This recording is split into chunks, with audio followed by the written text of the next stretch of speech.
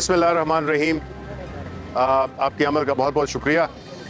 आज यहाँ पर हमने पूरे पाकिस्तान से जो पाकिस्तान तहरीक इंसाफ के इलेक्टेड लोग हैं, चाहे वो प्रोविंशियल असम्बली से हैं या वो नेशनल असम्बली से हैं या वो कैंडिडेट्स जो कि इलेक्शन लड़े लेकिन फॉर्म 47 की वजह से वो इलेक्ट नहीं हो सके, उन सब का एक इकट्ठ था।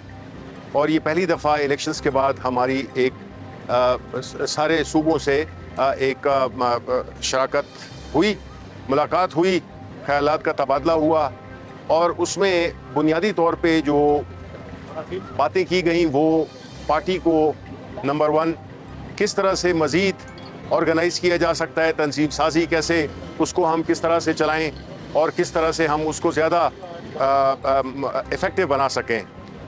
उसके अलावा हमारी ये भी बात हुई कि किस तरह जिस तरह के हमारे कायद इमरान खान जो कि इस वक्त जेल में हैं, पिछले 9 महीने से ज़्यादा हो गया अरसा हो गया है, और जो तमाम सियासी केसेस जो उन पे बने हुए हैं और जिस तरह से उनको सज़ाएं दी गई हैं उस पे भी बातचीत हुई। और ये भी तय हुआ कि किस तरह से हमने एक जमहूरी और सियासी और जमहूरी पार्टी होने की हैसियत से किस तरह से हमने पार्लियामेंट में अपने लीडर की और जो हमारी पार्टी के वर्कर्स लीडरशिप पे जो मज़ालिम ढाए गए, जो ख़वातीन जेल में हैं, जो हमारी पार्टी की वर्कर्स और लीडर्स ख़वातीन ख़ास तौर पे वो 1 साल से ज़्यादा हो गया है और वो जेल में हैं, ना उनके मुकदमात आगे बढ़ रहे हैं, ना उनकी ज़मानतें हो रही हैं। एक केस ख़त्म होता है तो दूसरा केस बन जाता है। और इसी तरह हमने अपने जो एक सियासी जद्दोजहद जिसमें कि खान साहब की रिहाई के लिए हम जो भी कोशिशें कर रहे हैं उसको मज़ीद तेज़ करने की डिमांड आई हमारी पूरे जो पार्टी के जितने भी इलेक्टेड लोग थे। अब इन हालात में जबकि आज सुप्रीम कोर्ट का एक बड़ा अहम फ़ैसला आया है जिसमें कि हमारी पार्टी के जो रिज़र्व सीट थी, ख़वातीन की सीट्स थी अक़लियत की पंजाब में और सिंध में, ये सारी जो फ़ैसला हुआ है ये एक बहुत तारीख़ी फ़ैसला है। हमें हमेशा बावजूद कुछ जो हमारी जो एक वो क्या कहते हैं नाउमीदी जब भी थोड़ी आने लगती है तो हमेशा कोई ना कोई अल्लाह ताला एक ऐसा हमें एक ख़बर सुना देते हैं कि उससे हमारे हौसले मज़ीद बुलंद हो जाते हैं। ये जो आज का फ़ैसला है ये बहुत ही अहम है और इंशाअल्लाह ताला जो हमारी रिज़र्व सीट्स का जो मसला है और जिस तरह से वो लोग जो कि ये इन सीट्स का हक़ नहीं रखते थे और बहुत ही गलत तरीके से, गैर कानूनी, गैर अखलाकी तरीके से ये सीटें बांट दी गई बाकी उन पार्टियों में जिनका कि वो ना कानूनी ना आईनी उसका वो हक़ रखते थे। तो आज अल्हम्दुलिल्लाह पाकिस्तान की अदालत उज़्मा ने ये फ़ैसला देकर पूरे पाकिस्तान को एक उम्मीद की किरण भी दी है कि अदालतें फ़ैसला कर सकती हैं और उन्होंने जो फ़ैसला किया है अच्छे बुरे फ़ैसले अपनी जगह पर, लेकिन कुछ फ़ैसले ऐसे होते हैं जिससे कि उसका जो एक इम्पैक्ट होता है वो बहुत वसी होता है। तो हम ये समझते हैं कि जिस तरह के हालात इस वक्त मुल्क के हैं, जिस तरह के एक गैर नुमाइंदा हुकूमत मैं कहूँगा कि इस वक्त जो कि हुकूमत में है और ख़ास तौर पर इस फ़ैसले के बाद कई इलेक्शंस जो हो चुके हैं, चाहे वो प्राइम मिनिस्टर का हो, चाहे वो प्रेसिडेंट का हो, चाहे चीफ मिनिस्टर्स का हो, वो सारे जो इलेक्शंस थे वो उनमें अब वो जो थोड़ी बहुत एक इखलाकी जवाज़ था वो भी ख़त्म हो गया है। अब जो आगे जो सफ़र आ रहा है वो जंग जो है ये सियासी भी है और कानूनी भी है। हम यही उम्मीद करते हैं कि देखें जिस मुल्क में अदलिया वो खड़ी हो जाए तो उस मुल्क को कोई भी शिकस्त नहीं दे सकता, उस मुल्क को तरक्की से कोई नहीं रोक सकता।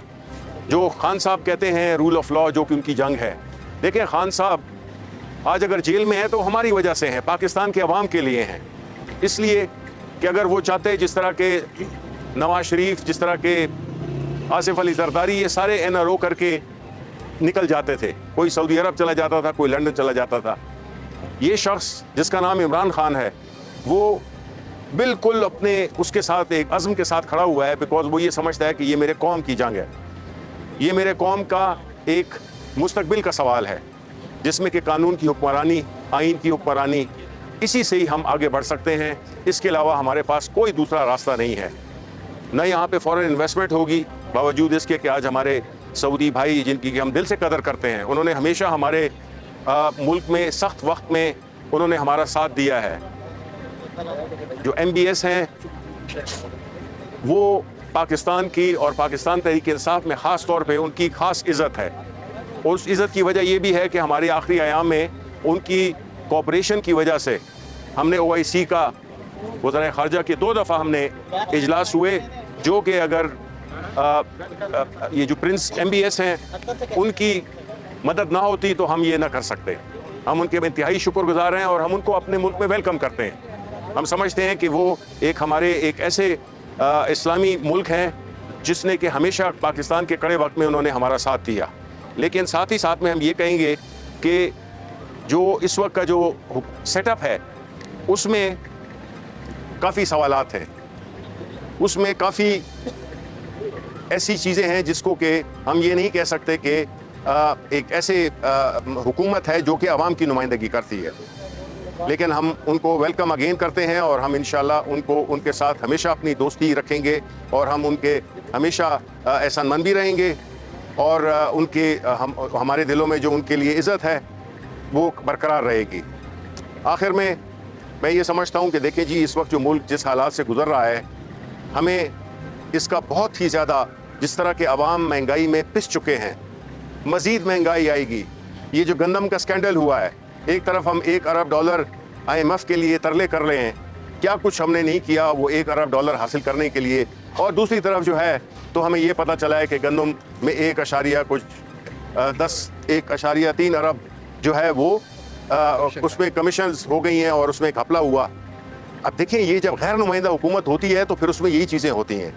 अगर एक इलेक्टेड गवर्नमेंट आएगी जो कि इस वक्त बराए नाम इलेक्टेड है, इसमें कई ऐसे हैं जो लगती तो फाख्ता हैं लेकिन असल में गरगस हैं, वो इस पूरी शफाफियत और इस पूरी इसकी लेजिटिमेसी को कंप्रोमाइज़ कर रहे हैं।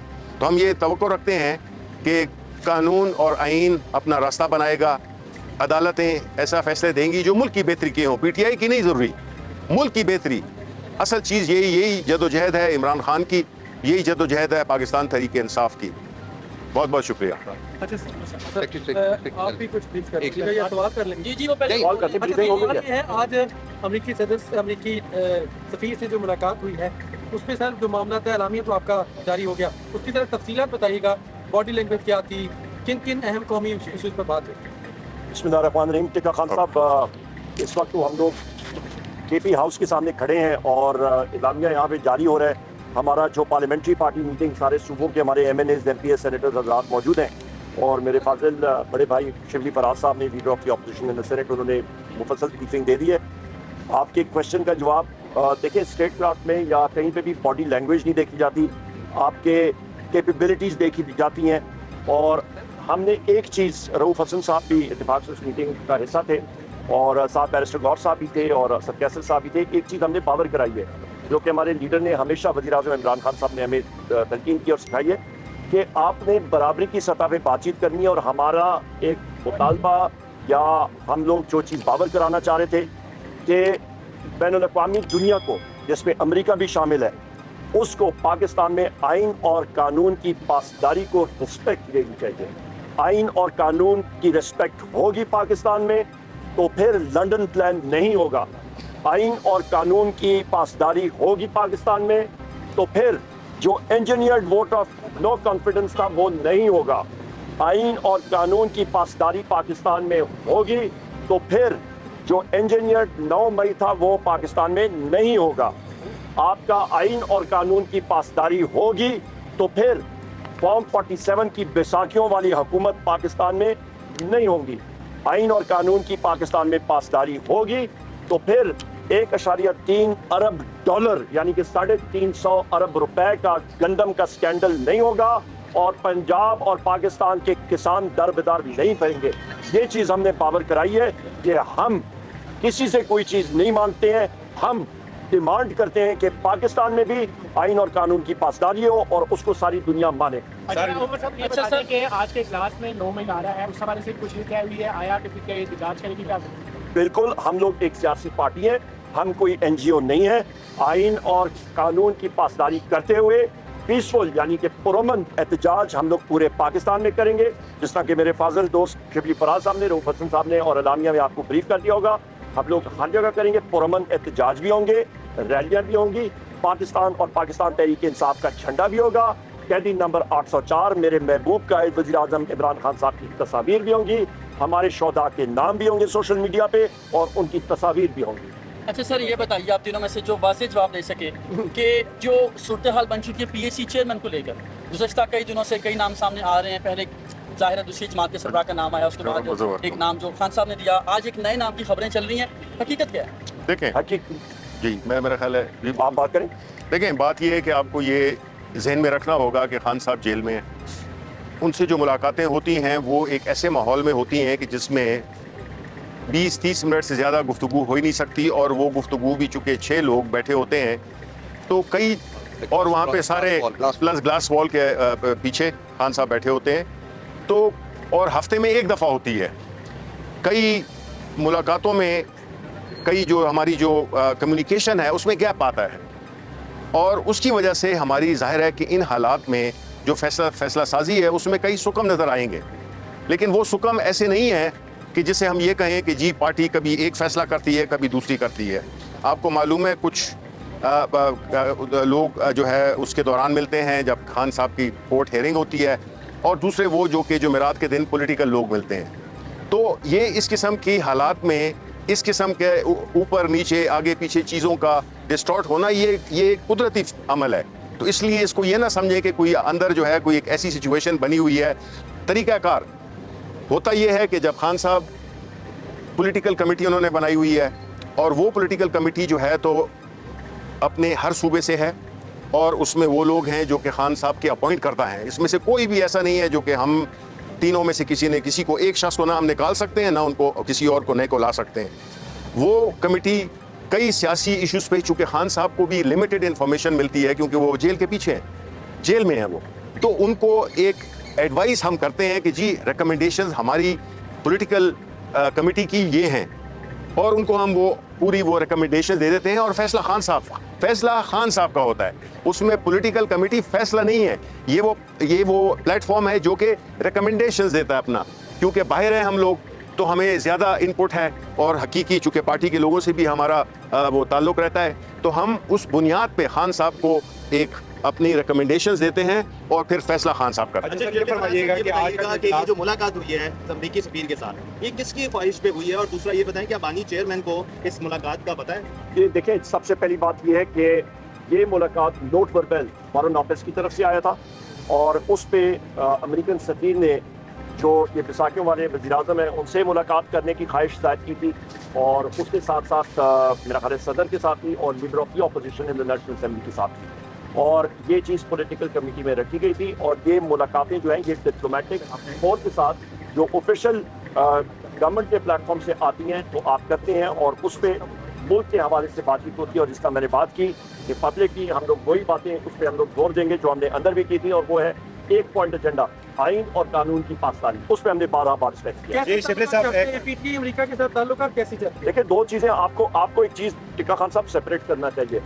एक पाकिस्तान की जो ट्रेड है, अमेरिका पाकिस्तान का लार्जेस्ट ट्रेडिंग पार्टनर है।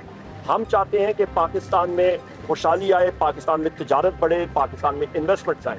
उसके लिए मैं फिर वहीं पे आता हूँ, जो पाकिस्तान में आइन और कानून की पासदारी होगी तो जिस तरह की शिबली फराज साहब ने ये कहा कि हमारे जो सऊदी इन्वेस्टर आए हुए हैं, हम लोग उनको अहलन व सहलन कहते हैं, वेलकम कहते हैं, पर इन्वेस्टमेंट यहाँ पे करना जब तक हम लोग रिएक्ट करते हैं कि आइन और कानून की पासदारी नहीं होगी, इन्वेस्टमेंट नहीं आएगी। उसकी बुनियादी वजह यह है कि आपका जो फाइनल डॉक्यूमेंट साइन होता है उस पे आर्बिट्रेशन क्लॉज होती है। आर्बिट्रेशन क्लॉज के अंदर ये होता है कि आपका तनाज़े के दौरान आप कौन सी अदालत को तरजीह देंगे, तो लिहाजा जब वो पाकिस्तान की अदालतों पे एतबार नहीं करेंगे तो बैरून मुल्क अदालतों पे जाएंगे, तो वहीं पे डील खत्म हो जाती है। सर जरा ये फरमाइएगा कि जो आज का इजलास था इसमें मैंडेट फॉर्म 45 के तहत वापसी के हवाले से और अलावा से क्या बड़े फैसले, और दूसरा खान साहब की राय के हवाले से क्या तजावीज़ सामने? जी देखें, हमारी जो इस वक्त कमेटी, ये जो हमारे सारे साथी आए हुए हैं जिसमें सारे इलेक्टेड MNAs, MPA, सेनेटर्स और वो लोग जो कि फॉर्म 47 के शिकार हुए हैं वो सब यहाँ पे मौजूद हैं। इसमें हमने मुख्तलिफ पहलुओं पे बात की है, जिसमें कि एक पार्टी डिसिप्लिन था, दूसरा ये था कि हमने खान साहब की रिहाई के लिए क्या लाहे अमल इख्तियार करना है। और वो लाहे अमल जिस तरह के उमर अयूब साहब ने कहा कि वो कानून और आइन के एम्बेड के दरमियान पीसफुल तरीके से हम एक सियासी जदोजहद, कानूनी जदोजहद, और हम पाकिस्तान के अवाम जो कि वो हमसे एक्सपेक्ट कर रहे हैं। देखिए, पाकिस्तान के अवाम जिन्होंने कि 8 फरवरी को एक भरपूर तरीके से, बावजूद इसके कि मुख्तलिफ सिंबल्स जिस तरह के थे, आपको सबको पता है, उसके बावजूद पाकिस्तान के अवाम ने एक मैंडेट दिया। और वो मैंडेट, उसका जो बुनियादी मकसद ये था कि हमने खान साहब को, उनके महबूब कायद को किस तरह से हमने बाहर लाना है। तो जाहिर है कि हम ना कोई ऐसी कोई गुरिल्ला फोर्स हैं, ना कोई हम एक ऐसी एक तंजीम है जो कि गैर सियासी तरीके से अपनी इस उनकी रिहाई मुमकिन बना सके। तो हमने उसके लिए अपनी एक लाहे अमल तय किया है, जिसका कि हमारे जो पार्टी का इस वक्त भी जारी है। चूँकि वो थोड़ा लेट हो गया था, इस वजह से हम उसकी जो कंक्लूजन है वो उस पर भी हम आपको नहीं बता सकते, लेकिन एक पार्टी अलमिया होगा जिससे कि हम ये सारे जो भी तय हुआ है उसकी हम आपके साथ शेयर कर लेंगे। यहाँ पर एक सेकंड मैं एक बात कर दूं, आखिरी चीज, एक सेकंड, आखिरी चीज मैं कर दूं जी जनाब, जो आपका अल्लाह भला करे, जो आपके जलसे एक्सेट्रा है वो शुरू हो गए, धरना जिस वक्त खान साहब कहेंगे उस वक्त होगा। Thank you.